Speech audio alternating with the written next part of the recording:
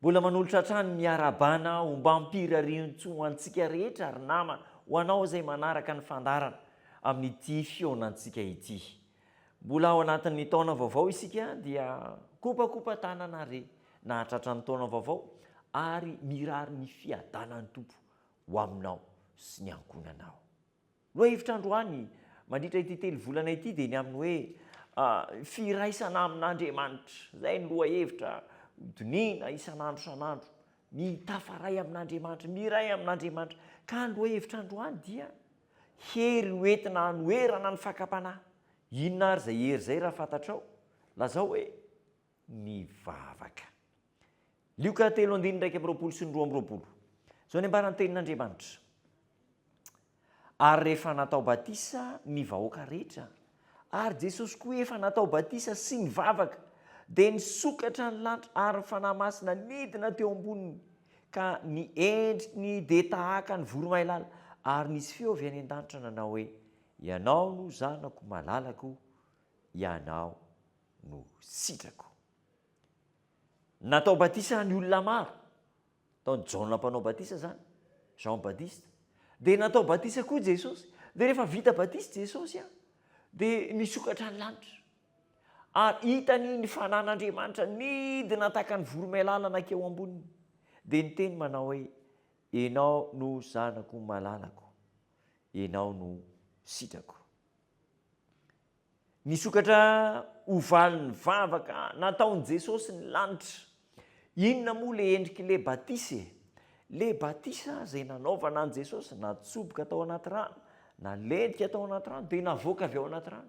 Io batisa izay nanaovana an' Jesosy io dia endriky ny vavaka sy fifandraisana amin'Andriamanitra, fanoloran-tena ao amin'Andriamanitra.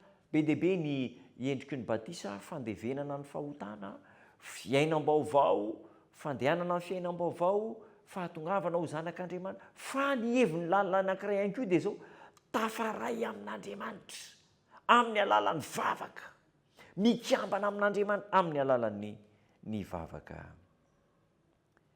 Nampifandraisiny tamin'Andriamanitra azy ny maha-olombelona azy, ka nanjary azony Kristy atao no tonga mpiray amin'ny fomba an'Andriamanitra, miray amin'ny fomba an'Andriamanitra, culture, iray amin'ny fomba an'Andriamanitra, etika an'Andriamanitra no iraisana ao anatin'ny batisa.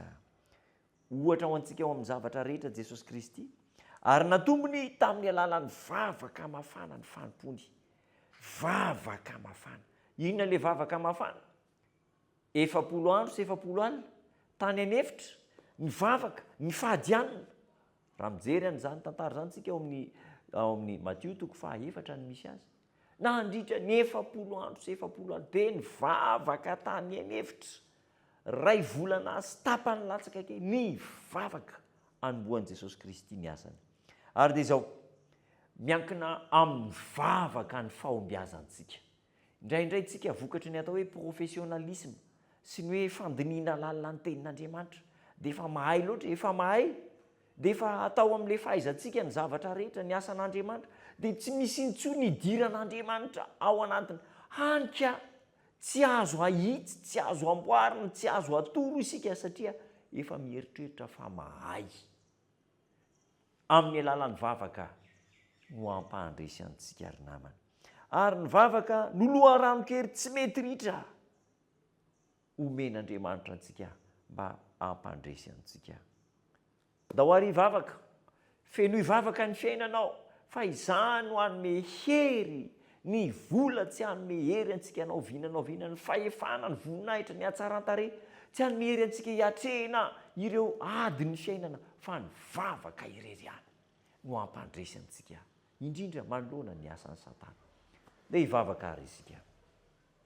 Ry tompon-tsaka any an-danitra misaotra anao izay fa lohahevitra lehibe no omenao anay, ny fitiavam-bavaka, fandresena amin'ny alalan'ny vavaka, fanantenana amin'ny alalan'ny vavaka, firaisana aminao amin'ny alalan'ny vavaka, ary famonjena amin'ny alalan'ny vavaka.